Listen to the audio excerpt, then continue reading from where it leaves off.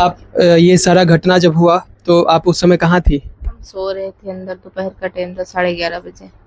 तो क्या मतलब जब जब धमाका हुआ तो क्या आपको क्या लगा आपको उस समय? हमको कुछ समझ ही नहीं आया, चारों तरफ से बस उजियाला लग रहा था, खुद लग रहा, बाकी कुछ समझ में नहीं है क्या हुआ। आपके बच्चे हैं? 3 है। क्या नाम है उनका? एक का इरशाद नाम है, एक का रुखसार। घटना के समय मौजूद थे वो आपके पास? नहीं, वो दोनों स्कूल गए थे। तो आप इतनी जख्मी कैसे हुई?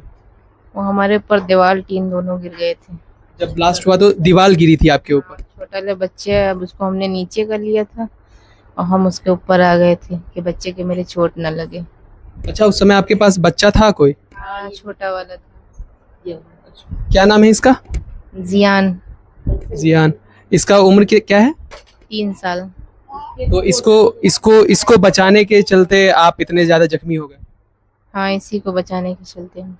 डॉक्टरों ने क्या कहा आपको? ठीक है अभी? अभी ठीक नहीं बताया हुई है, ट्रीटमेंट चल रहा है अभी। तो अभी सरकार की तरफ से कुछ आप लोगों को मदद? नहीं, कोई मदद हमको मिली ही नहीं है अभी तक। कोई भी मदद नहीं? नहीं, बस वही अस्पताल में पूछने आए थे, उसके बाद कोई कुछ नहीं। अस्पताल में कोई पुलिस के अधिकारी आए थे या फिर गांव के प्रधान आए थे? कौन आया? मीडिया वाले आए थे, सब नहीं आए थे, खाली बस पुलिस के आए थे और मीडिया आए थे बस। अच्छा, पुलिस और मीडिया आई थी बस? और गांव की तरफ से या प्रधान की कुछ? कोई नहीं आया गांव की तरफ से, ना कोई आया ना भी प्रधान आए। पहली बार हम प्रधान को पहचानते ही नहीं।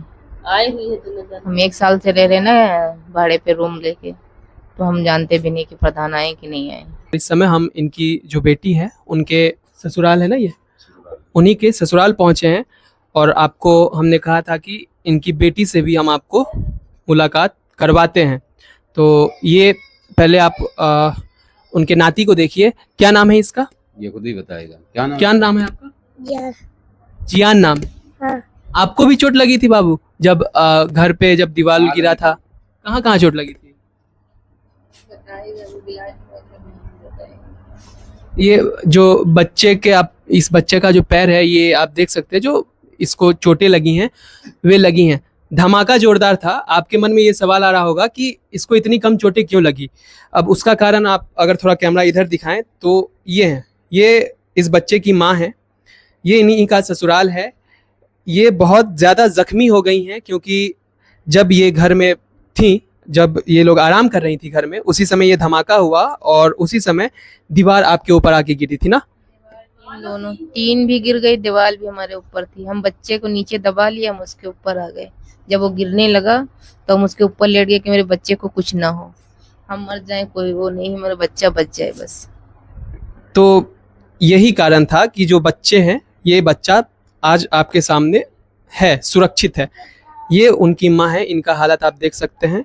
इनका कहना है कि जब ये अस्पताल में एडमिट थी, ना गांव का प्रधान आया, ना कोई अलग जो ऑफिसर होते हैं, अफसर लोग होते हैं, वे भी इनसे इनका हाल तक जानने को नहीं आए। कोई मेरा हाल जानने नहीं है, ना पूछने है कि आपको क्या हुआ, कैसे हुआ, कुछ भी नहीं। बस मीडिया आई थी बस थोड़ा बहुत, बस बाकी कोई नहीं आया। अच्छा, जब आप अस्पताल में थे, जब आपको हल्का सा भी होश हुआ होगा, तो आपको कुछ भी होश में याद है उस समय की जब मीडिया वाले आए थे या प्रशासन? बस मीडिया आई थी, ना कोई प्रशासन आया था, ना प्रधान हमारे सामने आए थे। अब घर पे आए होंगे तो उससे हमसे नहीं मतलब। अच्छा, प्रशासन के लोग भी नहीं आए थे अस्पताल में? नहीं, कोई भी नहीं है, हमसे पूछने तक नहीं आए कि तुमको क्या हुआ। बस मीडिया आई थी, उन्होंने पूछा कि आपको क्या हुआ, कैसे हुआ। उनको हमने बताया जितना बता पाए। बाकी हमारे हस्बैंड ने बताया, वो ड्यूटी पे थे, उनको हम फोन गया तो वो वहाँ से आए, तब उन्होंने सब देखा, वही सब बताया जो देखा उन्होंने। अच्छा दी, अगर जब दीवार आपके ऊपर गिरी थी तो आप मतलब होश में थे? कुछ भी अगर याद हो उसके बाद का, कैसे आप? मतलब एकदम से गिरने लगा तो हमने समझा शायद बारिश में आंधी तूफान आता इसलिए हो, मगर वो जब दगने लगा, हमारे घर में ही पड़ाके सब मिले हैं, बड़े बड़े दगे हुए। बाद में दिखाया गया तो वो हमको चारों तरफ ये लग रहा था सब उजियाला जल रहा, दग रहा। बाकी हमको कुछ समझ में नहीं आ रहा किधर जाए किधर ना जाए। अपने बच्चे को नीचे दबे हम पड़े थे कि बस इतना हो से, बाकी हमको कुछ नहीं। तो अभी ये उतनी ज़्यादा बात करने के स्थिति में नहीं है। बस इनका एक ही मांग है कि जो सरकार है, जो प्रशासन है, उनकी तरफ से इनकी लिया था किस्त पे, और पैसा टंगा था उसको मतलब निकाले थे हमने, शनिचर को निकाला था कि मतलब जेवर लेंगे अपने लिए। वो भी 20,000 रुपये टंगा था बैग में हमारे, वो भी जल के सब नुकसान हो गया। फ्रिज 20,000 की किस्त पे लिए थे, अभी किस्त भी नहीं भर पाए, वो भी सारा जल गया। सब कॉपी आधार सब चला गया। बताओ हम कैसे क्या करें, हम कुछ समझ नहीं पा रहे हैं। आपके सारे कागजात, आधार कार्ड वगैरह सब जल गए? सब जल गए, सब खत्म हो गए। फोटो कॉपी तो फिलहाल यहीं पे है, उसी से निकलवाएंगे, मगर अभी कहाँ, अभी इतनी थी कहाँ निकलवा पाएंगे। इनके जो इम्पोर्टेंट डॉक्यूमेंट्स होते हैं, जो कागजात होते हैं, हमें भी इनका कहना है कि जल गया। जो जल गई, जो इनकी सारी जो मतलब कुछ पैसे इन्होंने बचा के रखे थे, कुछ आपातकालीन स्थितियों के लिए बचा के रखे थे, और कुछ इन्होंने अपनी ख्वाहिश या कुछ मकान के लिए बचा के रखे थे, वो भी उस हादसे में जलकर खाक हो गया। अब देखना ये है कि अब भी सरकार इनकी कोई मदद करती है कि नहीं, जो है आपके सामने। 50,000 का हुआ है, मगर हमको सरकार कहाँ देगी, किसी को दे तो हमको भी देगी, किसी को नहीं देगी। लगभग 50,000 तक का नुकसान हो गया है। 50,000 का मेरा नुकसान हुआ।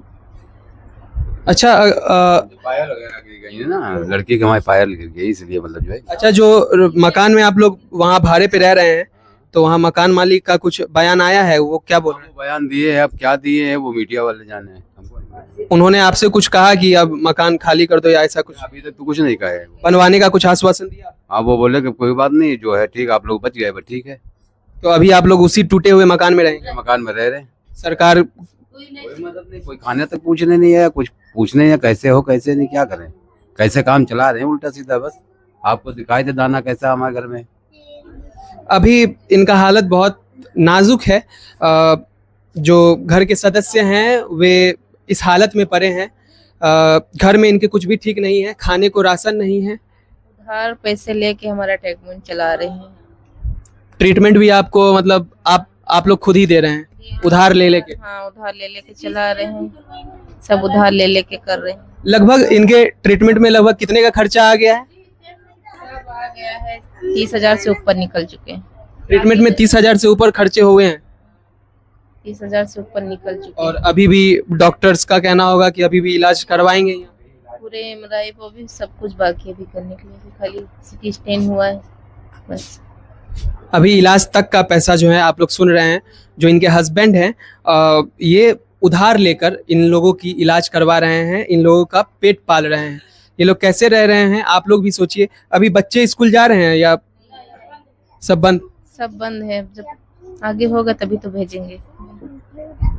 आगे आप लोगों पर है, आप लोग कमेंट में बताइए कहाँ तक सही है, और ज़्यादा से ज़्यादा इस न्यूज़ को शेयर करिए ताकि सरकार प्रशासन तक कुछ ये खबर पहुंचे और उनका दिमाग थोड़ा काम करे, तो इन लोगों के लिए कुछ मदद भिजवाए। इनके पास जो भी इन्होंने कैश बचा के रखा था आपातकालीन स्थिति के लिए, वो तक जलकर खत्म हो गए हैं। अब इनके पास एक ही रास्ता है, सरकार सरकार सरकार। लेकिन सरकार के कानों में जूं तक नहीं रेंग रही है। आप लोगों का क्या कहना है कमेंट में बताएं। बाकी इस समय हम लोग लखनऊ के उत्तर प्रदेश लखनऊ के बिहटा में ही मौजूद है। आप लोग ज़्यादा से ज़्यादा मदद करें। आप लोगों से अपील है कि डिस्क्रिप्शन में मैंने इनका अकाउंट नंबर और जो फ़ोन नंबर होता है वो भी मेंशन किया हुआ है। छोटी सी आपकी राशि की मदद भी इनके लिए अमृत के समान इस वक्त होगी, क्योंकि अभी आप लोग गो के सामने जो इनकी हालत है ये आप देख सकते हैं। ये छोटे छोटे बच्चे हैं।